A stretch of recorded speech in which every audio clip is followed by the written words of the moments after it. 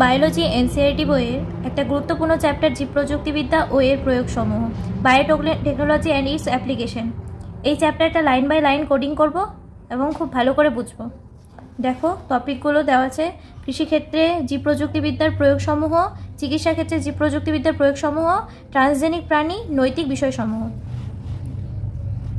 এখানে বলেছে যে জীব প্রযুক্তিবিদ্যা মুখ্যত যে বিষয়গুলি নিয়ে কাজ করে সেগুলি মূলত জিনগতভাবে পরিবর্তিত বিভিন্ন জীবাণু, ছত্রাক, উদ্ভিদ ও প্রাণী ব্যবহার করে অধিক মাত্রায় জীবজাত পদার্থ, ঔষধের শিল্পভিত্তিক উৎপাদন ইত্যাদি বিষয়ে।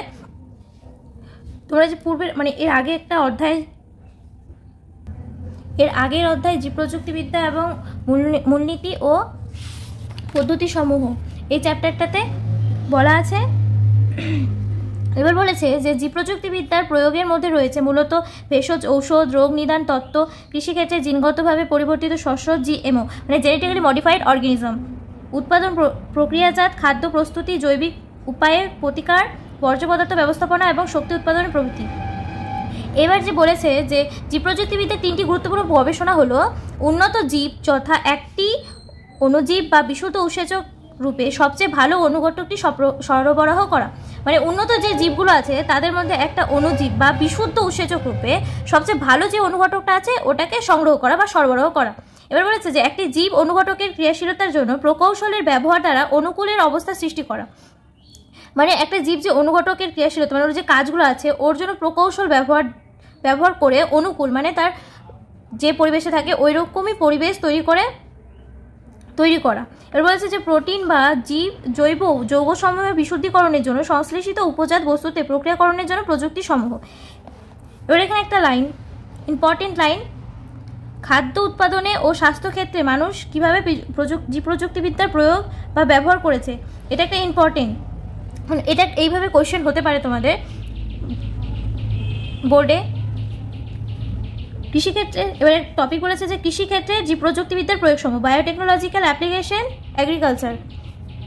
বলছে যে খাদ্য উৎপাদনের পরিমাণ বৃদ্ধির জন্য যে 3টি বিষয় আমরা নজর দেই সেই 3টি বিষয় হলো কৃষি, রাসায়নিক বস্তু ভিত্তিক কৃষি ব্যবস্থা হচ্ছে 1 নম্বর পয়েন্ট। 2 নম্বর পয়েন্ট জৈবিক কৃষিকার্য এবং জিনগত প্রযুক্তির প্রাপ্ত শস্যভিত্তিক কৃষি ব্যবস্থা। সবুজ বিপ্লব খাদ্য সরবরাহ পরিমাণ 3 গুণ পর্যন্ত বৃদ্ধি করতে সফল হয়েছে, কিন্তু বর্ধনশীল মানুষের জনসংখ্যা সকলের জন্য এখনও খাদ্যের যোগান দেওয়ার ক্ষেত্রে যথেষ্ট নয়। সবুজ বিপ্লব আমাদের আগেই ঘটে গেছে সবুজ বিপ্লব। এই বিপ্লবে খাদ্য সরবরাহের পরিমাণ 3 গুণ পর্যন্ত বৃদ্ধি করতে সফল হয়েছিল। সবুজ বিপ্লবের দ্বারা খাদ্য যে আমরা উৎপাদন করেছি বা সংগ্রহ করেছি এটা 3 গুণ বৃদ্ধি পেয়েছিল, যা ছিল তার 3 গুণ বৃদ্ধি পেয়েছে, কিন্তু বর্ধনশীল মানুষের জনসংখ্যা সকলের জন্য এখনও খাদ্য যোগান দেওয়ার ক্ষেত্রে যথেষ্ট নয়। কিন্তু আমাদের পৃথিবীতে যে হারে মানুষের জনসংখ্যা বৃদ্ধি পাচ্ছে সেই হারে খাদ্য যে যোগান দিচ্ছে সেটা কম পড়ে যাচ্ছে। উচ্চ ফলন হার কিছুটা উন্নত শস্য ভ্যারাইটির ব্যবহারের জন্য সম্ভব হয়েছে, কিন্তু এটি মূলত সম্ভব হয়েছে অধিকতর ভালো পরিচালনা ব্যবস্থা ও কৃষিজ রাসায়নিক বস্তু, সার ও কীটনাশক ব্যবহারের ফলে। উচ্চ ফলন হার বলতে যেমন ধান, গম, এদের উচ্চ ফলন যা হয় তার দ্বিগুণ পরিমাণে উৎপন্ন করার জন্য এদের হচ্ছে সার, তারপর কীটনাশক ব্যবহার করে বেশি উন্নত করা হয়েছে, আরও বেশি উৎপাদন বাড়ানো হয়েছে। এবার যাই হোক, উন্নয়নশীল পৃথিবীতে কৃষকদের জন্য কৃষিজ রাসায়নিক পদার্থ প্রায়শই খুব দামি এবং গতানুগতিক সংকরায়ন কৌশল দ্বারা লব্ধ শস্য ভ্যারাইটির ব্যবহারের মাধ্যমে ফলন বৃদ্ধি সম্ভব নয়। উন্নয়নশীল পৃথিবী যে আছে পৃথিবীতে আমাদের যে উন্নয়নশীল পৃথিবী, কৃষকদের জন্য কৃষিজ রাসায়নিক পদার্থ প্রায়শই খুবই দামি হয়। যে সার, তারপর কীটনাশক, স্প্রে করার জন্য যে কীটনাশকগুলো, এগুলো হচ্ছে কৃষকদের কাছে প্রচুর দামি হয়ে দাঁড়ায় এবং গতানুগতিক সংকরায়ন কৌশল দ্বারা লব্ধ শস্য ভ্যারাইটির ব্যবহারের মাধ্যমে ফলন বৃদ্ধি সম্ভব নয়। এবার এখানে কিছু কোয়েশ্চেন করেছে। তারপর দেখো কোয়েশ্চেনের অ্যান্সারে বলেছে যে এক্ষেত্রে জিনগতভাবে পরিবর্তিত শস্যের ব্যবহারের একমাত্র সম্ভাব্য সমাধান। এই যে কোয়েশ্চেন দুটো আছে এই কোয়েশ্চেন দুটোর অ্যান্সারে এটা বলা হয়েছে। দেখো এনসিইআরটি বইয়ের তোমরা লাইন বাই লাইন পড়বে, কারণ এনসিইআরটি বইয়ের লাইন বাই লাইন কোয়েশ্চেন হয় নিটে, তাই লাইন বাই লাইন কোডিং করতে হবে এবং ভালো করে পড়তে হবে। এখান থেকে বোর্ডে আবার কোয়েশ্চেন হতে পারে যে জিএমও কি, জেনেটিক্যালি মডিফাইড অর্গানিজম কি, তারপর ক্লোনিং ভেক্টর কি। এখানে বলেছে যে উদ্ভিদের উদ্ভিদ, ব্যাকটেরিয়া, ছত্রাক এবং প্রাণী যাদের জিনসমূহকে জিনগত প্রযুক্তিকে কাজে লাগিয়ে পরিবর্তন করা হয়েছে তাদের জিনগতভাবে পরিবর্তিত জীব বা জেনেটিক্যালি মডিফাইড অর্গানিজম বলা হয়। মানে উদ্ভিদ, ব্যাকটেরিয়া, ছত্রাক এবং প্রাণী যাদের জিনসমূহকে মানে তাদের যে জিনগুলো আছে তাদের জিনগত প্রযুক্তিকে মানে তাদের যে জিনগুলো আছে তাদের ওই জিনগুলোকে হচ্ছে জিনগত প্রযুক্তির কাজে লাগে, মানে জিনগত প্রযুক্তির যে একটা প্রক্রিয়া আছে ওই প্রক্রিয়াকে কাজে লাগিয়ে তাদের হচ্ছে জিনগতভাবে পরিবর্তন করা হয়েছে বলে এদেরকে জিনগত পরিবর্তন জীব বলে, মানে জেনেটিক্যালি মডিফাইড অর্গানিজম। এবার জিনগতভাবে পরিবর্তিত উদ্ভিদগুলো বিভিন্নভাবে উপযোগী হতে পারে যে সকল মানে দিকে জিনগতভাবে পরিবর্তিত আনা হয়েছে। এখানে পয়েন্টগুলো বলা আছে যে জিনগত পরিবর্তন অজীবজ পীড়ন বা এবায়োটিক স্ট্রেস, ঠান্ডা, দুর্ভিক্ষ, লবণ, উচ্চ তাপমাত্রা, অধিকতর সহনশীলতা শস্য তৈরি করেছে। মানে জিনগত পরিবর্তনের ফলে যে অজীবজ পীড়ন বা এবায়োটিক স্ট্রেনগুলো আছে মানে ঠান্ডা, দুর্ভিক্ষ, লবণ, উচ্চ তাপমাত্রা এদের থেকে মানে ওদের সহ্য ক্ষমতাটা আছে ওটা অধিক বৃদ্ধি পেয়েছে। এবার বলেছে জিনগত পরিবর্তন জীবে কীটনাশকের ওপর নির্ভরশীলতা কমিয়ে পতঙ্গ পেস্ট প্রতিরোধী শস্য তৈরি করেছে। মানে জিনগত পরিবর্তনের দ্বারা জীব কীটনাশকের ওপর মানে কীটনাশক যে আছে মানে যেমন সার, তারপরে স্প্রে, নানা ধরনের স্প্রে, এর ওপর নির্ভরশীলতা কমিয়ে পতঙ্গ পেস্ট প্রতিরোধী শস্য মানে পতঙ্গ যে আছে যেমন ধান গাছে নানা ধরনের পতঙ্গ বা পেস্ট লাগে, তারপর অনেক ধরনের ভাইরাস ঘটিত রোগ হয়ে যায়, ধানেও সেম, এগুলো হচ্ছে কীটনাশক ব্যবহারের মাধ্যমে এগুলো কমানো হয়েছে, মানে প্রতিরোধী ব্যবস্থা তৈরি করা হয়েছে।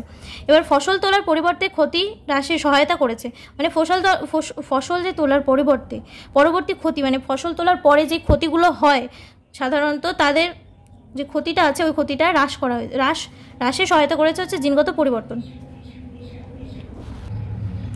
উদ্ভিদ কর্তৃক সক্ষমতার সহিত খনিজ পদার্থের ব্যবহার জনিত সক্ষমতা বৃদ্ধি করেছে। ইহা মৃত্তিকার খুব তাড়াতাড়ি উর্বরতা হ্রাসে বাধা দেয়।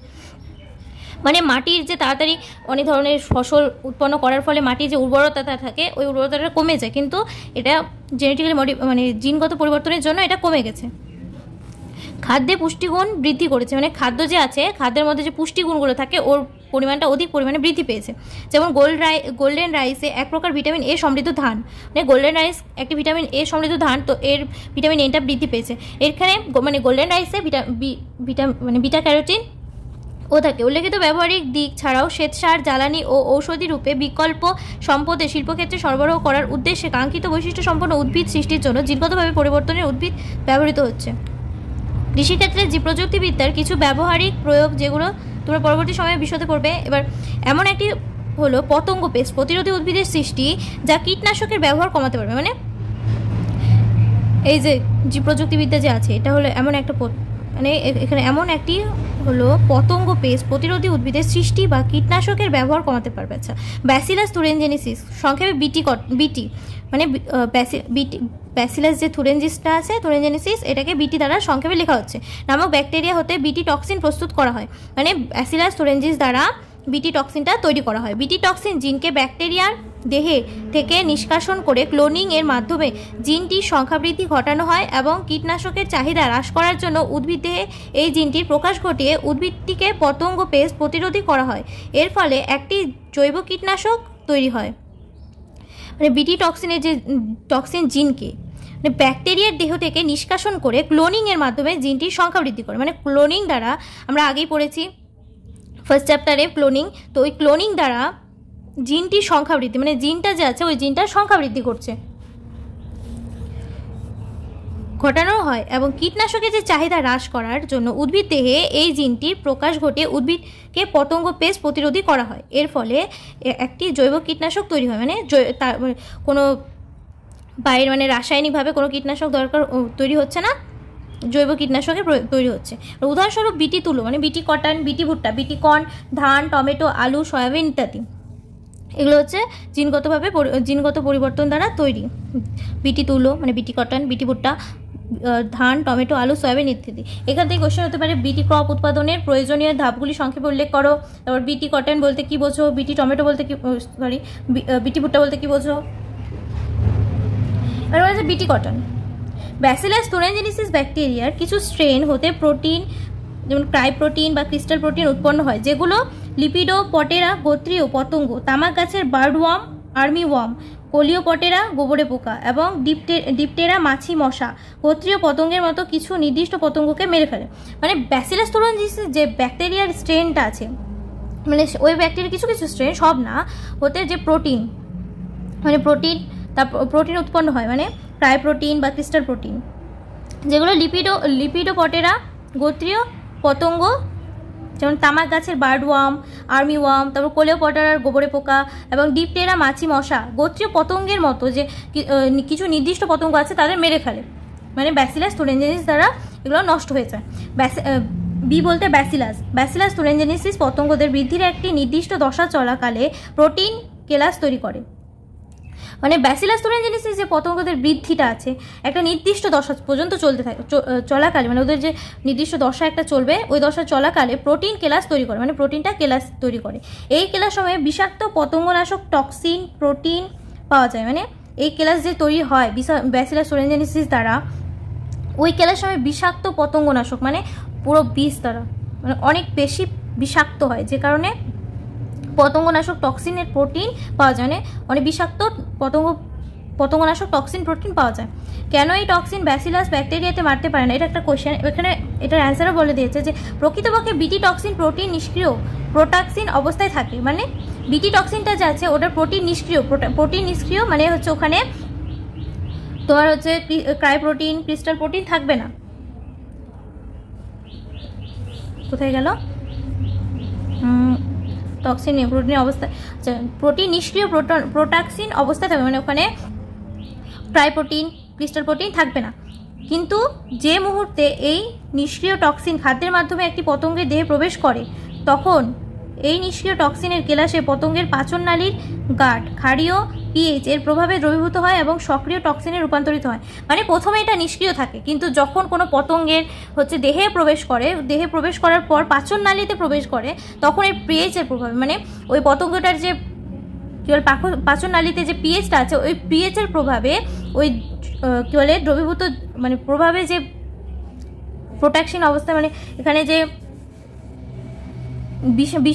নিষ্ক্রিয় বিষাক্ত ওইটা উৎপন্ন হচ্ছে, ওটা ওখানে যায় সক্রিয় হয়ে যাচ্ছে, মানে সক্রিয় টক্সিনে রূপান্তরিত হচ্ছে। সক্রিয় টক্সিন পতঙ্গের মধ্যপ্রাচন নালীর আবরণী কলাকোষের গাত্রে যুক্ত হয় এবং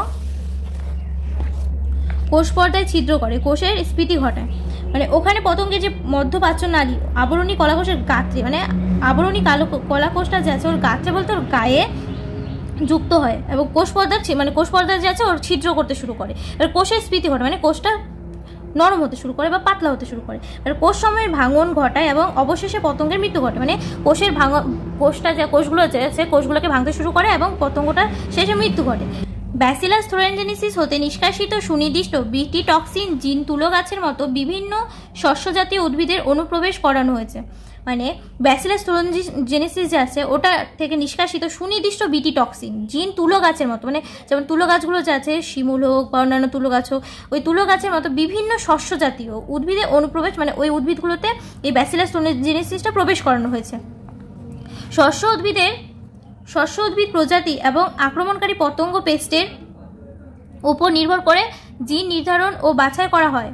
শস্য উদ্ভিদ প্রজাতির এবং আক্রমণকারী পতঙ্গ পেস্টের ওপর নির্ভর করে জিন নির্ধারণ ও বাছাই করা হয়। শস্য উদ্ভিদটা যে আছে ওই উদ্ভিদের প্রজাতিটা এবং আক্রমণকারী পতঙ্গ পেস্টে, মানে ওই উদ্ভিদের উপর যে পতঙ্গগুলো আক্রমণ করছে ওই পতঙ্গ পেস্টের উপর নির্ভর করে জিন নির্ধারণ ও বাছাই করা হয়। আর বেশিরভাগ বিটি টক্সিন পতঙ্গ নির্দিষ্ট হয়, মানে বিটি টক্সিনটা যে আছে ওটা কোন পতঙ্গ আছে ওটা নির্দিষ্ট হয়। এবার ক্রাই-আইএসসি জিনটি এই টক্সিনের সংকেত বহন করে এবং এই জিনটি ক্রাই নামে পরিচিত। মানে ক্রাই-আইএসসি যে আছে ওই জিনটি এবং টক্সিনের সংকেত বহন করে এবং এই জিনটি হচ্ছে ক্রাই নামে পরিচিত। যে ক্রাই-আইএসসি জিনটি আছে ওটা ক্রাই নামে পরিচিত। সাধারণ ক্রাই নামে পরিচিত জিনগুলো বিভিন্ন প্রকারের হয়, মানে যেগুলো ক্রাই নামে পরিচিত যে জিনগুলো আছে ওগুলো বিভিন্ন প্রকারের হতে পারে। যেমন উদাহরণস্বরূপ বলেছে যে জিন ক্রাই-আইএসসি এবং ক্রাই-2AB দ্বারা সংকেত বহনকারী প্রোটিন তুলো গাছের বলওয়ার্ম পতঙ্গ নিয়ন্ত্রণ করে। জিন ক্রাই-আইএবি ভুট্টার কাণ্ডের ছিদ্র সৃষ্টিকারী পতঙ্গ বোরের নিয়ন্ত্রণ করে। এই যে এখানে একটা তুলো গাছের, এখানে বলছে যে কটন বল বলওয়ার্ম দ্বারা ধ্বংসপ্রাপ্ত, আর একটি সম্পূর্ণ, এটা হচ্ছে বলওয়ার্ম দ্বারা ধ্বংসপ্রাপ্ত হয়ে গেছে এই জায়গাটা। এখানে যেহেতু এটা বেঙ্গলি ভার্সনে এনসিআরটি, তো এখানে ভালো করে বোঝা যাচ্ছে না, আর এখানে বলেছে যে একটি সম্পূর্ণ পরিণত কটন বল, এখানে একটা সম্পূর্ণ পরিণত কটন বল এটা, আর এটা হচ্ছে বলবম দ্বারা ধ্বংসপ্রাপ্ত, মানে বলবম দ্বারা ধ্বংসপ্রাপ্ত হয়ে গেছে, মানে নষ্ট হয়ে গেছে। এবার বলেছে যে পতঙ্গ পেস্ট প্রতিরোধী উদ্ভিদ, পেস্ট রেসিস্টেন্ট প্ল্যান্ট। মানুষ সহ উদ্ভিদ ও প্রাণীর বহু বিস্তৃত ভ্যারাইটিগুলি গোলকৃমি, নোমাটোড পরজীবীতে দেখা যায়। মানে মানুষ তো আছে, মানুষের সহ মানে মানুষের সাথে সাথে উদ্ভিদ ও প্রাণীর বহু বিস্তৃত ভ্যারাইটিগুলোতে, মানে ওদের যে ভ্যারাইটিগুলো আছে ওদের ভ্যারাইটিগুলোতে গোলকৃমি মানে নোমাটোড পরজীবীতে দেখায়। এবার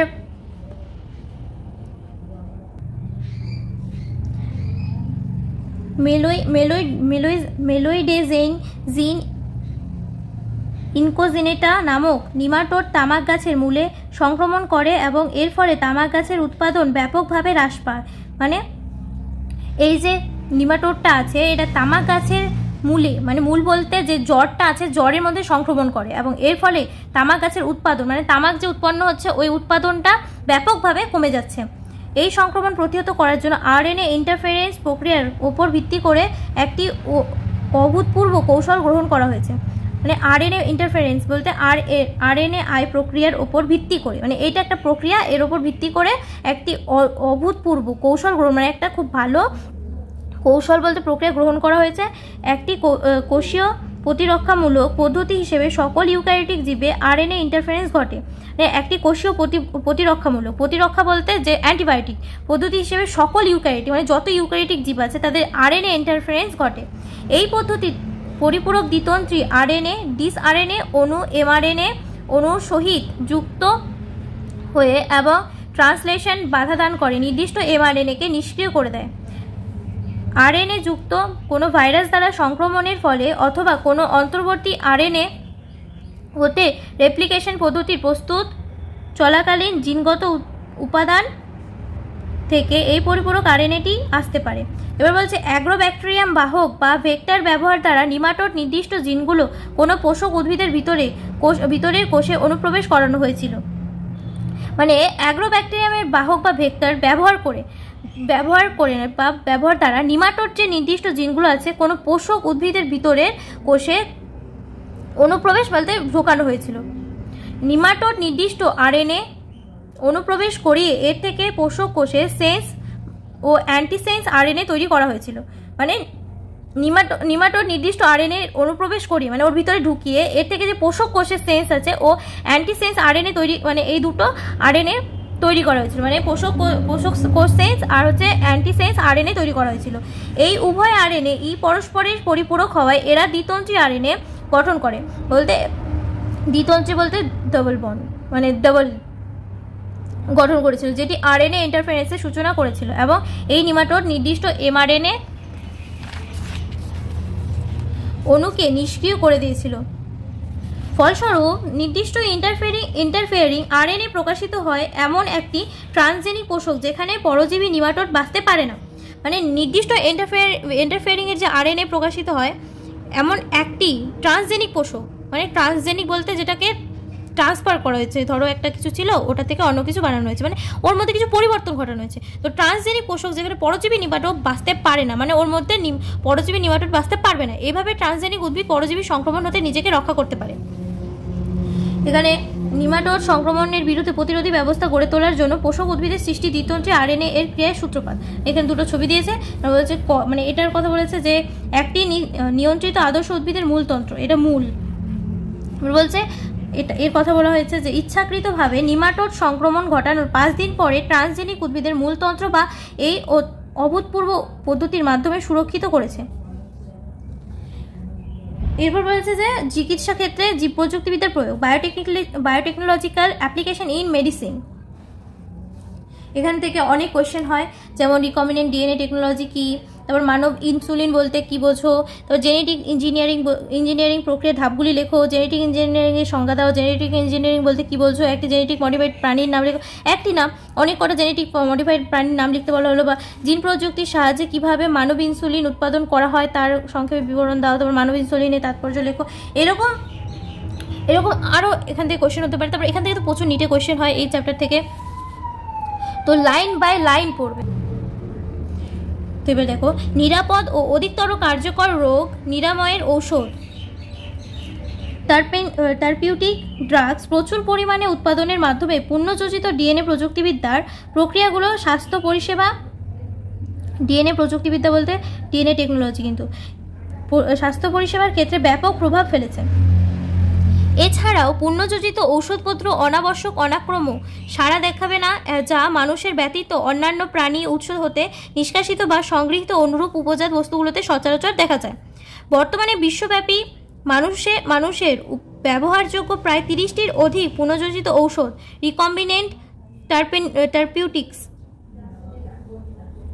অনুমোদন করা হয়েছে। মানে বর্তমানে এখন যে আমরা আছি, বর্তমানে বিশ্বব্যাপী মানে পুরো পৃথিবীতে মানুষের যে ব্যবহারযোগ্য, মানে মানুষ যেটা ব্যবহার করবে, প্রায় 30টির অধিক মানে 30টিরও বেশি পুনর্যোজিত ঔষধ অনুমোদন করা হয়েছে। এদের মধ্যে ইতিমধ্যেই 12টি পুনর্যোজিত ঔষধ ভারতবর্ষে বাজারজাত হয়েছে। মানে 30টির মধ্যে 12টি পুনর্যোজিত ঔষধ হচ্ছে ভারতবর্ষে চলছে।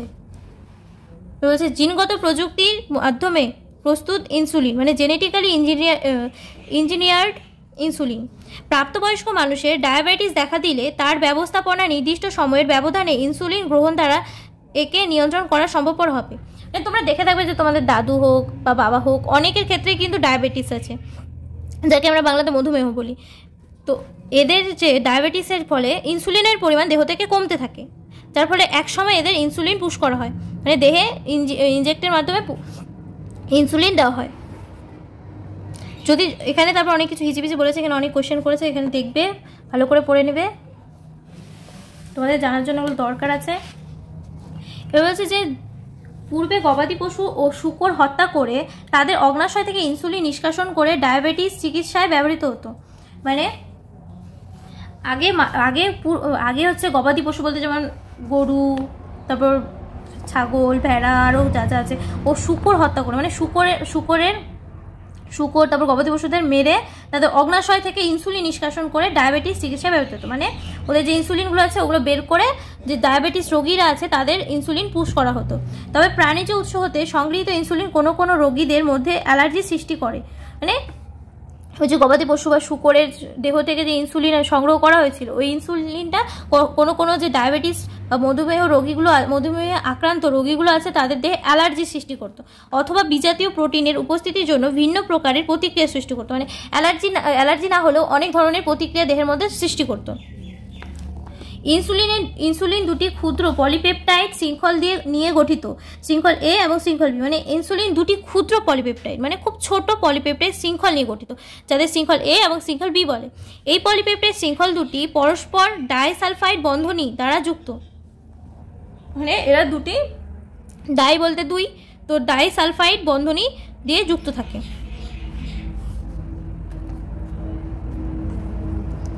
এবার বলেছে, কোথায় গেল, এখানে, মানুষ সহ সকল স্তন্যপায়ী প্রাণীতে ইনসুলিন প্রো হরমোন রূপে সংশ্লেষিত হয়। প্রো এনজাইমের মতো প্রো হরমোনটিও পুরোপুরিভাবে পরিণত হওয়ার পূর্বে এর প্রক্রিয়াকরণ হওয়ার প্রয়োজন, যার মধ্যে একটি অতিরিক্ত সি পেপটাইড শৃঙ্খল বর্তমান। মানে মানুষের যে মানুষ সহ, মানে মানুষ তো আছে, তার সাথে সাথে যত স্তন্যপায়ী প্রাণী আছে তাদের ইনসুলিন প্রো হরমোন রূপে সংশ্লেষিত হয়, মানে প্রো হরমোন রূপে সংশ্লেষিত হয়। এবার যার মধ্যে একটি অতিরিক্ত সি পেপটাইড শৃঙ্খল বর্তমান থাকে। পরিণত ও সক্রিয় ইনসুলিন অণুতে সি পেপটাইড শৃঙ্খলটি উপস্থিত থাকে না এবং পরিণমনের মাধ্যমে প্রো ইনসুলিনের হতে কার্যকরী ইনসুলিন গঠনকারী সি পেপটাইড অপসারিত হয়। এখানে ছবি দিয়েছে, এটা হচ্ছে প্রো ইনসুলিন, এখান থেকে পেপটাইড দ্বারা ইনসুলিন, তারপর এটা প্লাস বি পেপটাইড, এটা মুক্ত সি পেপটাইড, এটা হচ্ছে মুক্ত সি পেপটাইড, এটা হচ্ছে প্রো ইনসুলিনের ইনসুলিনে পরিণমন। হচ্ছে পুনর্যোজিত ডিএনএ প্রযুক্তি ব্যবহারের মাধ্যমে ইনসুলিন তৈরির প্রধান চ্যালেঞ্জটি হলো ইনসুলিন সৃষ্টিকারী পলিপেপটাইডগুলি একত্রিত করে কার্যকর ও পরিণত ইনসুলিন তৈরি করে। মানে পুনর্যোজিত বলতে আরডিএনএ টেকনোলজির ব্যবহারের মাধ্যমে ইনসুলিন তৈরির প্রধান চ্যালেঞ্জটি যে আছে, মানে সবথেকে বড় চ্যালেঞ্জটি যেটা আছে ওটা হলো ইনসুলিন সৃষ্টিকারী পলিপেপটাইডগুলো একত্রিত করে কার্যকর ও পরিণত ইনসুলিন তৈরি করে। মানে যেটা একদম ঠিকঠাক, যেটা একদম মানে তার সব কিছুই হয়ে গেছে, ওরকম ইনসুলিন তৈরি করে। এবার বলেছে যে 1983 সালে ইলি লিলি নামক আমেরিকান কোম্পানি মানব ইনসুলিন পলিপেপটাইড শৃঙ্খল এ ও শৃঙ্খল বি এর সংকেত বহনকারী দুটি অনুরূপ ডিএনএ বেস সজ্জা তৈরি করেছিল। ইলি লিলি নামক কোম্পানি, আমেরিকান কোম্পানি, এটা হচ্ছে মানব ইনসুলিন যে আছে ওটার পলিপেপটাইড শৃঙ্খল এ ও বি এর সংকেত বহনকারী দুটি অনুরূপ ডিএনএ মানে একই দেখতে ডিএনএ বেস সজ্জা তৈরি করেছিল এবং ইনসুলিন শৃঙ্খল প্রস্তুতির জন্য এই বেস সজ্জাকে ইকোলাই ব্যাকটেরিয়ার প্লাজমিডে যুক্ত করে। ইনসুলিনের যে শৃঙ্খলের প্রস্তুতির জন্য মানে এটা তৈরি করার জন্য বেস সজ্জাদ্বয়কে মানে বেসের যে দুটো সজ্জা আছে ওই সজ্জা দুটোকে ইকোলাই ব্যাকটেরিয়ার প্লাজমিড যুক্ত করে দিয়েছিল, মানে যুক্ত করা হয়েছিল। পলিপেপটাইড শৃঙ্খল এ ও শৃঙ্খল বি পৃথকভাবে প্রস্তুত করে নিষ্কাশনের পর শৃঙ্খলটিকে ডায়াসালফাইড লিঙ্কেজ দ্বারা যুক্ত করে মানব ইনসুলিন তৈরি করা হয়েছিল। তো এর থেকে বোঝা গেল কীভাবে মানব ইনসুলিন তৈরি করা হয়েছিল। এই কোয়েশ্চেনটা কিন্তু আসে যে মানব ইনসুলিন কীভাবে তৈরি করা হয়েছে, মানে মানব ইনসুলিন কীভাবে তৈরি করা হয়েছিল। এখান থেকে আরও কোয়েশ্চেন হতে পারে যে জীব প্রযুক্তিবিদ্যা দ্বারা মানব ইনসুলিন উৎপাদনের সংক্ষেপে, এই তো যেটা আমি কোয়েশ্চেনটা বললাম ওটাই। এখান থেকে তারপর ছোটো ছোটো কোয়েশ্চেন হতে পারে নিটে যে ইনসুলিনের দুটি ক্ষুদ্র পলিপেপটাইডের নাম লেখো, তারপর ডাইসালফাইড বন্ধনী, তারপর কত সালে হচ্ছে কোন কোম্পানি মানব ইনসুলিনের এই পলিপেপটাইড দুটি সংকেত বহনকারী অনুরূপ ডিএনএ বেস সজ্জা তৈরি করেছিল, তারপর কত সালে কোন নাম কি, এরকম অনেক ধরনের কোয়েশ্চেন হতে পারে। এবার বলেছে জিন থেরাপি। জিন থেরাপি থেকে কোয়েশ্চেন হয় জিন থেরাপি কাকে বলে, একটি উদাহরণ দাও, জিন থেরাপি সম্পর্কে টিকা লেখো, এরকম আসতে পারে। এটা বোর্ডের কোয়েশ্চেন, নট নিটে বড় কোয়েশ্চেন হয় না, নিটে শর্ট কোয়েশ্চেন হয় এমসিকিউ আকারে। যদি কোনো মানুষ বংশগত বা জিনগত রোগ নিয়ে জন্মায় তবে এই ধরনের রোগের নিরাময়ের জন্য কোনো সঠিক চিকিৎসা কৌশল গ্রহণ করা যেতে পারে কি, এটা কোয়েশ্চেন করেছে। মানে ধরো কোনো মানুষ বা কোনো বাচ্চা হোক বা কোনো যাই হোক, মানুষ বলতেই তো বাচ্চাটা মানুষের মধ্যে পড়ে যদিও, তো এরকম কোনো মানুষ যদি বংশগত মানে তার দাদু বা বড় বাবা হোক, দাদু হোক, মানে তার পূর্বপুরুষ থেকে কোনো জিনগত রোগ নিয়ে জন্ম হলো, যেমন থ্যালাসেমিয়া হতে পারে, এই রোগে নিরাময় মানে এই রোগ ঠিক হওয়ার কোনো সঠিক যে চিকিৎসা কৌশল আছে ওটা গ্রহণ করা যেতে পারে। এই কোয়েশ্চেনটা করেছে যে কোনো চিকিৎসা গ্রহণ করা যেতে পারে কি। তো এখানে বলেছে যে জিন থেরাপি হলো এই ধরনের রোগ নিরাময়ের জন্য একটি উপায় বা পন্থা, মানে জিন থেরাপি দ্বারা এই বংশগত রোগ যে আছে ওই রোগটাকে নিরাময় করা যেতে পারে। তো জিন থেরাপি হলো কয়েকটি পদ্ধতির সম্ভার যার সাহায্যে কোনো শিশু বা ভ্রূণে শনাক্ত হয়েছে এমন ক্ষতিগ্রস্ত বা ত্রুটিপূর্ণ জিনের সারাই করা সম্ভব। মানে যে জিন থেরাপি কয়েকটি পদ্ধতি মানে ওর জিন থেরাপিতে কয়েকটি পদ্ধতি দ্বারা কোনো শিশু বা ভ্রূণ মানে তাদের যে জিনগত রোগ আছে কিনা, এই রোগ কতটা মানে ক্ষতিগ্রস্ত বা ত্রুটিপূর্ণ জিনের সরাই করা সম্ভব, মানে কতটা সরাই করা যাবে এটা দ্বারা মানে হচ্ছে তোমার জিন থেরাপি দ্বারা করা যাবে। এখানে রোগ চিকিৎসা বা নিরাময়ের জন্য কোনো ত্রুটিবিহীন জিনকে বংশগত রোগে আক্রান্ত ব্যক্তির কোষ বা কলায় সন্নিবিষ্ট করা হয়। জিনগত ত্রুটি সারাইয়ের ক্ষেত্রে অকার্যকরী জিনটির উপস্থিতির কারণে যে কাজটি হয় না সেই কাজটি সম্পন্ন করার দায়িত্ব গ্রহণ করার জন্য এবং এভাবে ওই জিনের ক্ষতিপূরণের জন্য একটি স্বাভাবিক জিনকে ব্যক্তি বা ভ্রূণের দেহে অনুপ্রবেশ করানো হয়। 1990 সালে অ্যাডিনোসিন ডিঅ্যামাইনেজ ঘাটতিযুক্ত 4 বছর বয়সী একটি মেয়ে দেহে প্রথম এই রোগ সারাইয়ের জন্য চিকিৎসা সম্পর্কিত জিন থেরাপি গ্রহণ করা হয়েছিল। তো 1990 সালে অ্যাডিনোসিন ডিঅ্যামাইনেজ ঘাটতিযুক্ত একটা 4 বছরের বয়সী একটা মেয়ে ছিল, ওই মেয়ের দেহে প্রথম জিন থেরাপি প্রয়োগ করা হয়েছিল। অনাক্রম্যতন্ত্রের সঠিক কার্যকারিতার জন্য এই উৎসেচকটি খুবই গুরুত্বপূর্ণ। অ্যাডিনোসিন ডিঅ্যামাইনেজ উৎসেচক সংশ্লেষের জন্য দায়ী জিনের ডিলেশন মিউটেশনের কারণে এই জিনগত অস্বাভাবিকতা দেখা দিয়েছিল। কিছু শিশুর দেহে অস্থিমজ্জার প্রতিস্থাপন দ্বারা এডিএ ঘাটতিজনিত সমস্যা নিরাময় করা যেতে পারে। অন্যদিকে অন্যদের মধ্যে উৎসেচক প্রতিস্থাপন চিকিৎসা কৌশলের সাহায্যে এই রোগ নিরাময় হতে পারে, যেখানে কার্যকারী এডিএ উৎসেচকটি ইনজেকশনের মাধ্যমে রোগীর দেহে পাঠানো হয়। বলেছে যে কিন্তু এই উভয় ধরনের চিকিৎসা পদ্ধতি সমস্যা হলো যে এগুলো সম্পূর্ণ নিরাময়যোগ্য পদ্ধতি নয়, মানে সম্পূর্ণ ঠিক হবে না বা সম্পূর্ণ ঠিক হওয়ার পদ্ধতি নয়। জিন থেরাপির অভিমুখ প্রথম ধাপটি হলো রোগীর রক্ত হতে লিম্ফোসাইট সংগ্রহ করে, মানে রোগীর যে রক্ত থেকে লিম্ফোসাইট সংগ্রহ করে দেহের বাইরে পালনের মাধ্যমে এর বৃদ্ধি ঘটানো, মানে দেহের ভিতরে হবে না, দেহের বাইরে পালন করা হবে। একটি পালন মাধ্যমে বৃদ্ধিপ্রাপ্ত কার্যকারী এডিএ এবং ডিএনএ রেট্রোভাইরাস ভেক্টর ব্যবহারের মাধ্যমে কি লিম্ফোসাইট সে কণিকায় প্রবেশ করানো হয় এবং এই লিম্ফোসাইটগুলোকে পুনরায় রোগীর দেহে পাঠানো হয়। এই যে পালন মাধ্যমটা আছে, জিন থেরাপির পালন মানে লিপোসাইট সংগ্রহ করে যে দেহের বাইরে পালন মাধ্যমটা, এই পালন মাধ্যমের বৃদ্ধিতে প্রাপ্ত কার্যকারী এডি এবং যে ডিএনএ আছে ওর ডিএনএকে লিম্ফোসাইট শ্বেতকণিকায়, লিম্ফোসাইটে যে শ্বেতকণিকায় প্রবেশ করানো হয়, মানে শ্বেতকণিকা আছে ওই শ্বেতকণিকায় প্রবেশ করানো হয় এবং এই লিম্ফোসাইটগুলোকে পুনরায় রোগী দিয়ে মানে আবার রোগী দিয়ে পাঠানো হয়। যদিও এই কোষগুলি যেহেতু অমর নয়, তাই রোগীকে নির্দিষ্ট সময় ব্যবধানে এই ধরনের প্রযুক্তিপ্রাপ্ত জিনগতভাবে পরিবর্তন লিম্ফোসাইটগুলোকে রোগীর দেহে অনুপ্রবেশ করানো প্রয়োজন।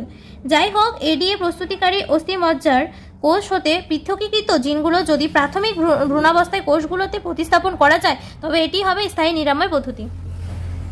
আণবিক স্তরে রোগ নির্ণয়, এই টপিকটা থেকে অনেক কোয়েশ্চেন হতে পারে, যেমন বোর্ডে পিসিআর কি, এর প্রয়োগ কোন ক্ষেত্রে করা হয়, পিসিআর দ্বারা জিন ক্লোনিং পদ্ধতি সংক্ষেপে লেখো, ইলিসা বলতে কী বোঝো, সিডিএনএ লাইব্রেরি বলতে কী বোঝো, তারপর ট্রান্সজেনিক উদ্ভিদ বলতে কী বোঝো, একটি উদাহরণ দাও, বা অনেক একটি উদাহরণের জায়গায় অনেক কটা বা দুটি তৃতীয়ভাবে বলতে পারে।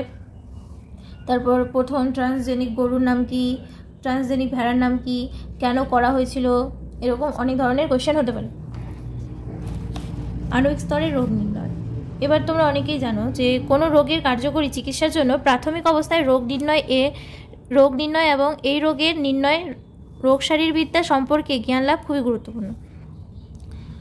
কারণ কোনো রোগীর কার্যকরী চিকিৎসার জন্য প্রাথমিক অবস্থায় মানে কোনো রোগীর যদি প্রথম অবস্থায় যে রোগটা হয়েছে ওই রোগটা নির্ণয় করার জন্য এবং ওই রোগের নির্ণয় শারীরবিদ্যা সম্পর্কে জ্ঞান লাভ মানে ওই রোগটা যে হয়েছে ওই রোগটা কী কী কারণে হয়েছে, তারপর ওটাকে ওষুধ হিসেবে কী কী দেওয়া উচিত সেই সম্পর্কে জ্ঞান লাভটা খুবই গুরুত্বপূর্ণ।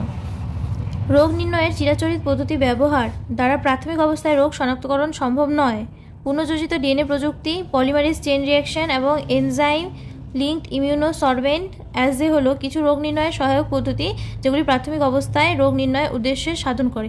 এখান থেকে যেমন পলিমারেজ চেইন পিসিআর এর ফুল ফর্ম আসতে পারে, তারপর ইলিজা এর ফুল ফর্ম আসতে পারে, বললো যে ইলিজার ফুল ফর্ম কী, এগুলো সাধারণত নিটে এরকম কোয়েশ্চেন হয়, বোর্ডেও হয় ফুল ফর্ম দিয়ে কোয়েশ্চেন। বলছে কিছু রোগ, এটা তো হলো দেহ সংক্রমণযোগ্য অণুজীবের ব্যাকটেরিয়া, ভাইরাস ইত্যাদি উপস্থিত রয়েছে কিনা তা সাধারণত তখনই কেবলমাত্র সন্দেহ করা হয় যখন এই সংক্রমণযোগ্য জীব রোগ লক্ষণ সৃষ্টি করে। মানে কোনো একটা ব্যক্তি, ধরো তোমার জ্বর হয়েছে, তো এই জ্বরটা কখন তুমি বুঝতে পারবে, যখন এই জ্বরের লক্ষণগুলো তুমি দেখবে তখন তুমি বুঝতে পারবে যে তোমার জ্বর হয়েছে, কিন্তু ওই ভাইরাসগুলা বা ব্যাকটেরিয়াগুলো তোমার শরীরে আছে কি না রোগ লক্ষণ দেখানোর আগে সেটা তুমি কীভাবে বুঝবে। এই সময়ের মধ্যে দেহ সংক্রমণযোগ্য অণুজীবের ঘনত্ব অনেকটাই বেড়ে যায়। মানে যখন এই যে রোগের প্যাথোজেনগুলো শরীরের মধ্যে থাকে তখন অণুজীবের ঘনত্ব মানে ওই সংক্রমণযোগ্য অণুজীবের ঘনত্বটা শরীরের মধ্যে অনেকটাই বেড়ে যায়। তবে পিসিআর পদ্ধতির মাধ্যমে নিউক্লিক অ্যাসিড অণুগুলোকে পরিবর্তন করে বা সংখ্যায় বাড়িয়ে নিয়ে ব্যাকটেরিয়া বা ভাইরাসের খুবই স্বল্প ঘনত্বে যে সময়ে দেহ রোগ লক্ষণ দৃশ্যমান হয়নি শনাক্তকরণ করা সম্ভব। মানে পিসিআর পদ্ধতিটা যে আছে ওই পদ্ধতিতে কোনো ব্যক্তির দেহে কোনো রোগ ভাইরাস গঠিত রোগ হোক বা ব্যাকটেরিয়া গঠিত রোগ আছে কি না সেটা শনাক্ত করা সম্ভব হয় কোনো রোগ লক্ষণ দেখানোর আগেই, মানে প্রাথমিক অবস্থাতেই। এবার এইডস রোগীর দেহে এইচআইভি শনাক্ত করার জন্য বর্তমানে নিয়মিত পিসিআর পদ্ধতি ব্যবহৃত হচ্ছে। এইডস কীভাবে হয় দেখো, যে কোনো একটা ব্যক্তি বহু সঙ্গী থাকার কারণেও এইডস হয়, তারপর এইচআইভি যুক্ত রক্ত শরীরে গ্রহণ করলেও এইডস হয়, তারপর এইডস রোগী মানে এইডস রোগ বহনকারী কোনো ব্যক্তির শরীরে পুশ করা ওই সিরিঞ্জ যদি কেবল ভালো লোকের গায়ে পুশ করা হয় তবেও এইডস হতে পারে, এরকম নানা কারণে। তারপর এইডস রোগীর ব্যবহৃত সিরিঞ্জ তো আছে, তার সাথে ওর ব্যবহার করা তোয়ালা বা গামছা হোক বা অন্য কিছু হোক, টাওয়াল হোক, সব কিছুই মানে এইডস রোগীর যে কোনো জিনিস ব্যবহার করলে, বাথরুম পর্যন্ত ইউজ করলে এইডস রোগের সংক্রমণ ঘটতে পারে। আর এইডস রোগটি একটি ভাইরাস গঠিত রোগ, এটার প্যাথোজেন হচ্ছে এইচআইভি। এই রোগটি শনাক্ত করার জন্য পিসিআর পদ্ধতিটি ব্যবহার হয়। সন্দেহভাজন ক্যান্সার রোগের ক্ষেত্রে জিনের পরিব্যক্তি শনাক্তকরণে এই পদ্ধতি ব্যবহৃত হচ্ছে। ক্যান্সারটা কি, যে কোনো একটা টিউমার কোষ মানে কোনো একটা কোষ আছে যেটা অনিয়মিতভাবে বৃদ্ধি পেয়ে যাচ্ছে, বৃদ্ধি পাওয়ার ফলে ওটা যে টিউমার হয়, আর টিউমারের পরবর্তী স্টেজ হচ্ছে ক্যান্সার, মানে টিউমারটাই ক্যান্সারে পরিণত হয়। অন্য অনেক বংশগত বা জিনগত অস্বাভাবিকতা চিহ্নিত করার জন্য পিসিআর একটি শক্তিশালী পদ্ধতি। মানে কোনো একটা শিশু হোক বা ভ্রূণ হোক, ওর কোনো জিনগত রোগ আছে কিনা সেটা নির্ণয় করার জন্য পিসিআর পদ্ধতিটি ব্যবহৃত করা হয়। একটি একতন্ত্রী ডিএনএ বা আরএনএ এর সাথে তেজস্ক্রিয় অণু যুক্ত করে একে কিছু কোষের একটি ক্লোন এর পরিপূরক ডিএনএ অণুর সাথে সংকরায়ন করানো হয় এবং এরপর অটোরেডিওগ্রাফির সাহায্যে ওই সংকর ডিএনএ অণুর শনাক্তকরণ করা হয়।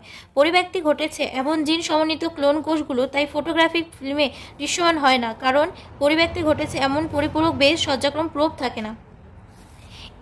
ইলিজার ফুল ফর্ম কি? Enzyme linked immunosorbent assay. এই পদ্ধতিটি অ্যান্টিজেন অ্যান্টিবডি আন্তঃক্রিয়া নীতির ওপর ভিত্তি করে প্রতিষ্ঠিত। অ্যান্টিজেনের প্রোটিন, গ্লাইকোপ্রোটিন ইত্যাদি উপস্থিতি অথবা প্যাথোজেনের প্রভাবে দেহের সৃষ্টি অ্যান্টিবডির চিহ্নিতকরণের সাহায্যে প্যাথোজেনের সংক্রমণ শনাক্ত করা যেতে পারে। মানে ইলিসে যে পদ্ধতিটা আছে এর মধ্যে থাকা অ্যান্টিজেনের মধ্যে থাকে প্রোটিন, গ্লাইকোপ্রোটিন, এটার উপস্থিতির কারণে প্যাথোজেনের প্রভাব যে আছে, প্যাথোজেনের প্রভাবে দেহের সৃষ্টি অ্যান্টিবডির চিহ্নিতকরণ, মানে ওই যে প্যাথোজেনটার ফলে যেটা আমাদের দেহে অ্যান্টিবডি তৈরি হয়েছে ওটা চিহ্নিতকরণের সাহায্যে প্যাথোজেন সংক্রমণ শনাক্ত করা যেতে পারে। এবার হচ্ছে জিনগতভাবে পরবর্তী প্রাণী সমূহ, মানে ট্রান্সজেনিক অ্যানিমালস। কোনো অতিরিক্ত বা বিজাতীয় জিন বহন ও প্রকাশ করার জন্য যেসব প্রাণীদের নিজস্ব ডিএনএ এর পরিবর্তন করেছে তাদের ট্রান্সজেনিক প্রাণী বলে। মানে কোনো একটা প্রাণী আছে, ওই প্রাণীর মধ্যে যে তার যত জিন আছে তার থেকে বেশি জিন প্রকাশ করান, বেশি বলবো না, বিজাতীয় জিন বহন করান, ওর থেকে বেশি যেটা আছে তার থেকে বেশি প্রকাশ, আর ওটাকে প্রকাশ করা মানে দেখানো। প্রকাশ করা বলতে যে কোনো একটা গরু হোক, ছাগল হোক, ওর আছে, ওটা বাইরের থেকে দেখা যাচ্ছে ওর কী পরিবর্তন হয়েছে, সে করার জন্য যেসব প্রাণীদের নিজস্ব ডিএনএ পরিবর্তন করেছে তাদের ট্রান্সজেনিক প্রাণী বলে। যেসব ট্রান্সজেনিক প্রাণী তৈরি করা হয়েছে এদের মধ্যে ট্রান্সজেনিক ইঁদুর, খরগোশ, শূকর, ভেড়া, গরু ও মাছ ইত্যাদি প্রস্তুত করা হয়েছে। যেমন প্রথম ট্রান্সজেনিক গরু হচ্ছে রোজি, আর প্রথম ভেড়া হচ্ছে ডলি। যদিও এখনো পর্যন্ত উৎপন্ন সব ট্রান্সজেনিক প্রাণীদের মধ্যে 95% এরও বেশি হলো ইঁদুর। মানে যত ট্রান্সজেনিক প্রাণী উৎপন্ন করা হয়েছে তার মধ্যে 95%ই হচ্ছে ইঁদুর। এবার ট্রান্সজেনিক প্রাণী সৃষ্টির কারণ যেমন হচ্ছে স্বাভাবিক শারীরবৃত্তীয় ও বিকাশ, রোগ বিষয়ে অধ্যয়ন, জীবজ দ্রব্যসমূহ, ভ্যাকসিন সুরক্ষা, রাসায়নিক নিরাপত্তি পরীক্ষা এর প্রভৃতি হতে পারে কারণে হচ্ছে ট্রান্সজেনিক প্রাণী সৃষ্টি করা হয়েছে। যেমন স্বাভাবিক শারীরবৃত্তীয় ও বিকাশ, নর্মাল ফিজিওলজি অ্যান্ড ডেভেলপমেন্ট, জিনের কার্যপদ্ধতি কীভাবে নিয়ন্ত্রিত হচ্ছে এবং কীভাবে জিনগুলো দেহের স্বাভাবিক কাজ ও বিকাশের প্রভাবিত করে তা অধ্যয়নের জন্য ট্রান্সজেনিক প্রাণীগুলি সুনির্দিষ্টভাবে সৃষ্ট করা যেতে পারে। উদাহরণস্বরূপ বৃদ্ধির সহিত যুক্ত জটিল শর্তসমূহ অধ্যয়ন, যথা ইনসুলিনের ন্যায় বৃদ্ধি প্রভাবক। অন্য প্রজাতির জিন যা প্রভাবকটির গঠনে পরিবর্তন ঘটায় তার অনুপ্রবেশ ঘটিয়ে এর ফলে যে জীবজ প্রভাব পড়ে তার অধ্যয়ন করা হয় এবং দেহে ওই প্রভাবকটির জীবজ ভূমিকা সম্পর্কে তথ্য সংগ্রহ করা হয়। রয়েছে রোগ বিষয় অধ্যয়ন, স্টাডি অফ ডিজিজ। রয়েছে যে কীভাবে বিভিন্ন রোগ সৃষ্টিতে জিন ভূমিকা রাখে এ বিষয়ে আমাদের অধ্যায় ও বোধ শক্তি বৃদ্ধির জন্য বেশিরভাগ ট্রান্সজেনিক প্রাণী তৈরি করা হয়েছে। তারপর মানুষের বিভিন্ন রোগের আদর্শ নমুনা বলতে মডেল হিসেবে কাজ করার জন্য এই ট্রান্সজেনিক প্রাণীদের বিশেষভাবে তৈরি করা হয় যাতে রোগসমূহ নতুন চিকিৎসা পদ্ধতির অনুসন্ধানের উদ্দেশ্যে সম্ভবপর হয়। Cancer, cystic fibrosis, rheumatoid arthritis ও অ্যালজাইমার সহ বহু রোগের জন্য ট্রান্সজেনিক প্রাণী মডেল রয়েছে। মানে এইসব রোগ নির্ণয় করার জন্য এই রোগের মডেল তৈরি করা হয়েছে ট্রান্সজেনিক প্রাণী দ্বারা। জীবজ দ্রব্যসমূহ, মানুষের কিছু রোগ চিকিৎসার জন্য প্রয়োজনীয় ঔষধগুলো জৈবিক বা জীবজাত বস্তু সমন্বিত হতে পারে, কিন্তু এই সকল বস্তুসমূহ প্রস্তুত করা প্রায়শই ব্যয়বহুল হয়। মানুষের যে কিছু রোগ আছে এটা চিকিৎসার জন্য যে ওষুধগুলো জৈবিক বা জীবজাত বস্তুসমূহ সমন্বিত হতে পারে, তো এই সকল যে বস্তুসমূহ আছে এটা প্রস্তুত করতে প্রচুর টাকা খরচ হয়। উপযোগী জীবজাত বস্তু প্রস্তুত করতে পারে এমন ট্রান্সজেনিক প্রাণীদের মধ্যে এমফাইসিমা রোগের চিকিৎসায় মানব প্রোটিন সিগমা অ্যান্টিট্রিপসিন তৈরি করার জন্য এই প্রোটিন প্রস্তুতকারী সংকেতযুক্ত ডিএনএ খণ্ডকে ট্রান্সজেনিক প্রাণীতে অনুপ্রবেশ ঘটানো হয়।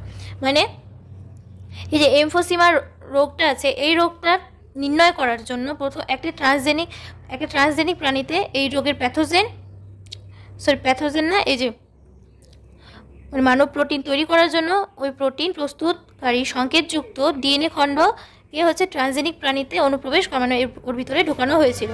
একই প্রয়াস নেওয়া হয়েছে ফিনাইল কিটোনুরিয়া এবং সিস্টিক ফাইব্রোসিস রোগের চিকিৎসার জন্য। যেমন এমফাইসিমা রোগের জন্য একটা ট্রান্সজেনিক প্রাণীতে ডিএনএ খণ্ড প্রবেশ করানো হয়েছিল। সিমিলারলি ফিনাইল কিটোনুরিয়া এবং সিস্টিক ফাইব্রোসিসের রোগেও সেম কাজই করা হয়েছিল। 1997 সালে প্রথম ট্রান্সজেনিক গরু রোজি। আমি তোমাদের প্রথমে বললাম যে প্রথম ট্রান্সজেনিক গরু হচ্ছে রোজি। এটা প্রথম আবিষ্কৃত হয়েছিল 1997 সালে। মানব প্রোটিন সমৃদ্ধ দুগ্ধ উৎপাদন সমর্থ হয়েছিল। মানে মানুষের যে শরীরে যতটা প্রোটিনের প্রয়োজন হয় সেটা তৈরি করার জন্য এই গরু উৎপাদন করা হয়েছিল, মানে সমর্থ হয়েছিল বলতে ভালো কাজ করেছিল। আর এটা প্রতিদিন প্রায় গড়ে 2.4 গ্রাম পার লিটার দুগ্ধ উৎপাদন করত। এই গোদুগ্ধ মানব সিগমা ল্যাক্টালবুমিন সমন্বিত এবং এটি পুষ্টিগত দিক থেকে স্বাভাবিক গোদুগ্ধের তুলনায় মানব শিশুর জন্য অধিকতর সুষম পদার্থ। মানে এই ট্রান্সজেনিক গরুটি যে আছে, এই ট্রান্সজেনিক গরুটি নর্মাল গরুর থেকে যে দুধটা উৎপন্ন করে ওই দুধে বেশি প্রোটিন থাকে এবং মানব শিশু বলতে মানুষের বাচ্চার শরীরের জন্য প্রচুর ভালো। ভ্যাকসিন সুরক্ষা, ভ্যাকসিন সেফটি। মানবদেহে ভ্যাকসিন প্রয়োগের পূর্বে সেই ভ্যাকসিনের সুরক্ষা যাচাইয়ের কাজে ব্যবহার করার জন্য ট্রান্সজেনিক ইঁদুর প্রস্তুত করা হয়। মানে কোনো একটা ভ্যাকসিন, যেমন করোনা ভ্যাকসিন ধরো, এই ভ্যাকসিনটা প্রথম মানবদেহে প্রয়োগ করার আগে ট্রান্সজেনিক প্রাণীদের গায়ে প্রয়োগ করা হয়েছে। তো এরকমই অনেক ধরনের ভ্যাকসিন যেটা হচ্ছে ট্রান্সজেনিক প্রাণীদের গায়ে ব্যবহার করা হয়েছে। আর এটা বেশিরভাগই ইঁদুর মানে ট্রান্সজেনিক ইঁদুরদের মধ্যে প্রবেশ করানো হয়েছিল বা ওদের উপরে এক্সপেরিমেন্টটা করা হয়েছিল। ট্রান্সজেনিক ইঁদুর ব্যবহৃত হয় পোলিও ভ্যাকসিনের সুরক্ষা পরীক্ষার জন্য। ট্রান্সজেনিক ইঁদুর কিন্তু ব্যবহৃত হয়েছিল পোলিও যে ভ্যাকসিনটা আছে ওটার সুরক্ষা প্রদানের জন্য। যদিও এই পরীক্ষা সফল ও বিশ্বাসযোগ্য হয়, তবে টিকা বা ভ্যাকসিনের ব্যাচগুলোর সুরক্ষা বা তীব্রতার জনিত নিরাপত্তা যাচাইয়ের জন্য বানরের পরিবর্তে ইঁদুর ব্যবহার করা যেতে পারে। মানে সবসময় বানরের গায়ে ওটাকে মানে বানরের উপর এক্সপেরিমেন্ট না করলেও চলবে, কখনো কখনো ট্রান্সজেনিক ইঁদুরের উপরেও প্রয়োগ করলে চলবে। এখান থেকে কোশ্চেন হতে পারে যে ভ্যাকসিন উৎপাদন ও জিন থেরাপির ক্ষেত্রে বায়োটেকনোলজির ভূমিকা লেখো। যে রাসায়নিক নিরাপত্তা পরীক্ষা, তো এটাও কোশ্চেন হতে পারে, যেমন নিটে এরকম কোশ্চেন আসে যে প্রথম ট্রান্সজেনিক গরুর নাম লেখো, তারপর কত সালে এটা প্রথম আবিষ্কৃত হয়েছিল, কী কারণে এটা ভালো, তারপর এটা মানে এই গৌদুগ্ধে মানব যে সিগমা ল্যাক্টোবুমিন সমন্বিত এবং এটি পুষ্টিগত দিক থেকে স্বাভাবিক গোদুগ্ধের তুলনায় মানব শিশুর জন্য অধিকতর সুষম পদার্থ। এটা কোন প্রাণীর থেকে ওই প্রথম গরুটি, মানে ওই গরুটির নাম কী ছিল, তারপর বলতে পারে যে সিগমা ল্যাক্টোবুমিন কোন ইসে ছিল, এভাবে কোশ্চেন হতে পারে।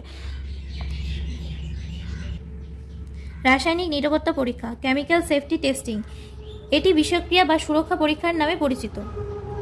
এই পদ্ধতিটি বিভিন্ন ঔষধের বিষক্রিয়া পরীক্ষার মতো ব্যবহৃত পদ্ধতির অনুরূপ নন ট্রান্সজেনিক প্রাণীর তুলনায় বিষাক্ত পদার্থের প্রতি অধিকতর সংবেদনশীল।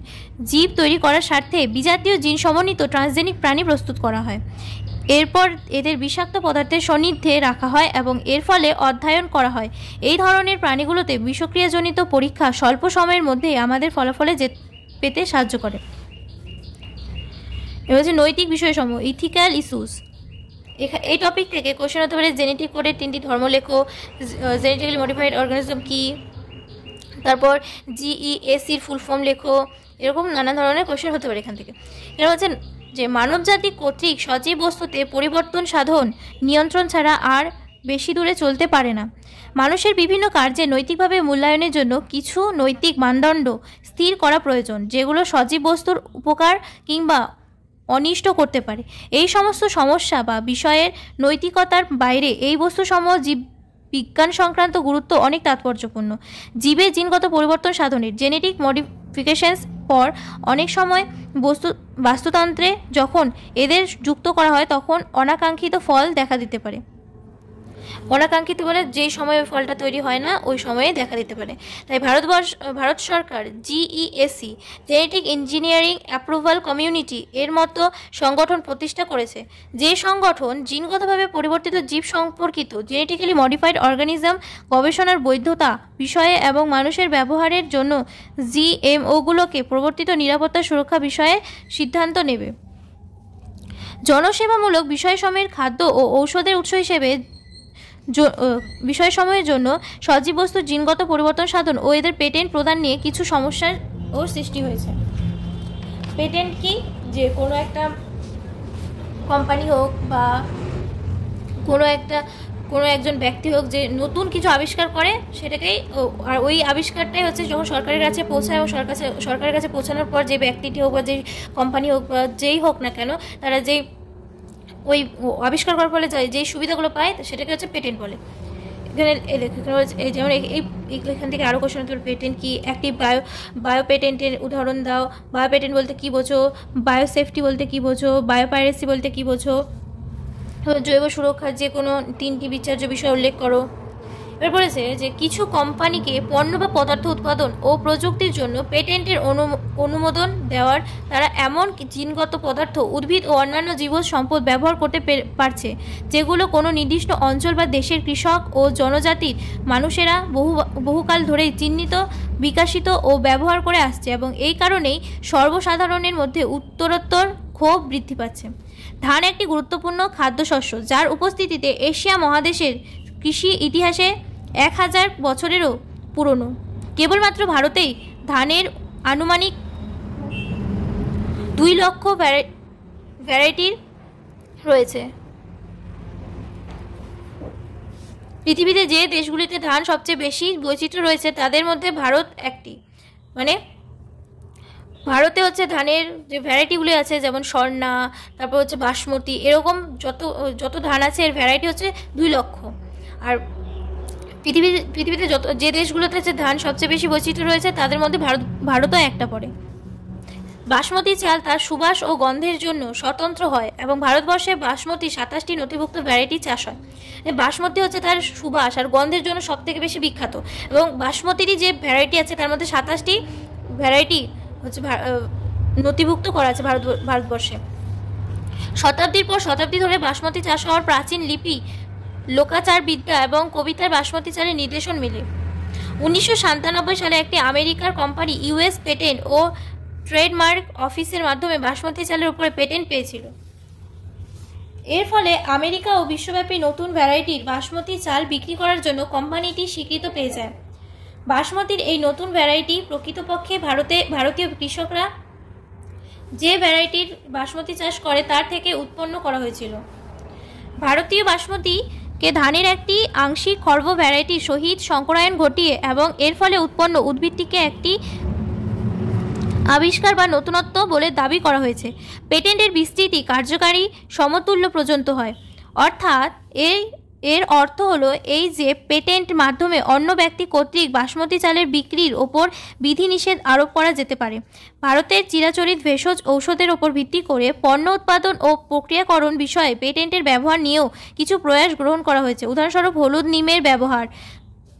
যদি আমরা সজাগ না থাকি এবং যদি আমরা এ জাতীয় পেটেন্ট আবেদন নিয়ে অবলম্বে তৎক্ষণাৎ রুখে না দাঁড়ায়, তবে অন্যান্য দেশ বা ব্যক্তিবর্গ আমাদের সমৃদ্ধ সম্পদ বা উত্তরাধিকারের সূত্রে প্রাপ্ত সম্পদের ওপর হাতছানি ঘটাবে।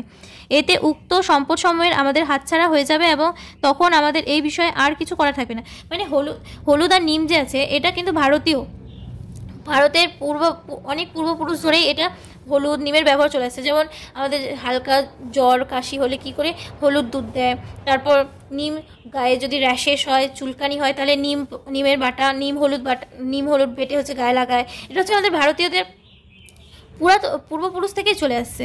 যেমন তুলসী পাতা মধু খাওয়া, বাসক পাতার রস খাওয়া, এসব যদি আমরা না দেখি, যদি না খেয়াল রাখি, তাহলে যে অন্যান্য দেশ বা ব্যক্তিবর্গ আছে এইসব নিজের পেটেন্টে নিয়ে নেবে।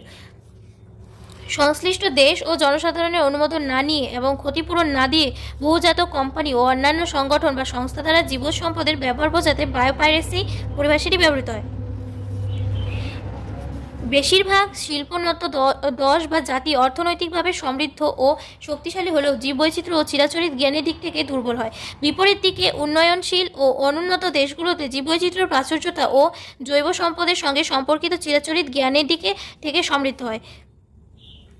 জীবজ সম্পদ সংক্রান্ত চিরাচরিত জ্ঞানকে কাজে লাগিয়ে আধুনিক উপযোগী বস্তু তৈরি করতে পারে এবং এদের বাণিজ্যিককালের সময়ে প্রচেষ্টা ও খরচ কমানোর ক্ষেত্রে ব্যবহৃত হতে পারে। উন্নত ও উন্নয়নশীল দেশের মধ্যে অবিচার, অপর্যাপ্ত ক্ষতিপূরণ ও সুযোগ সুবিধা লাভের অংশীদারিত্বের ক্ষেত্রে চেতনা ক্রমান্বয়ে বৃদ্ধি পাচ্ছে। তাই কিছু দেশ বা জাতি নিজস্ব জীবজ সম্পদ ও তাদের চিরাচরিত জ্ঞানের ক্ষেত্রে এই সমস্ত অনুমোদিত শোষণ প্রতিরোধের জন্য আইন প্রণয়ন করেছে। ভারতীয় সংসদ সম্প্রতি ভারতীয় পেটেন্ট বিলের দ্বিতীয় সংশোধনের পাশ করেছে এবং এতে পেটেন্টের অন্তর্গত নিয়মের জরুরি বিধান ও গবেষণা এবং উন্নয়নমূলক উদ্যোগ সহ এই সমস্ত সমস্যা বা বিষয়গুলি বিবেচনা করা হয়েছে। এটা কিন্তু দ্বিতীয় সংশোধন। এবার দেখো এই চ্যাপ্টারের সারসংক্ষেপ এখানে দেওয়া আছে, সংক্ষেপে বলা আছে এখানে। তারপর এই চ্যাপ্টার ওয়াইজ যে কোশ্চেনগুলো হয় এই কোশ্চেনগুলো এখানে দেওয়া আছে।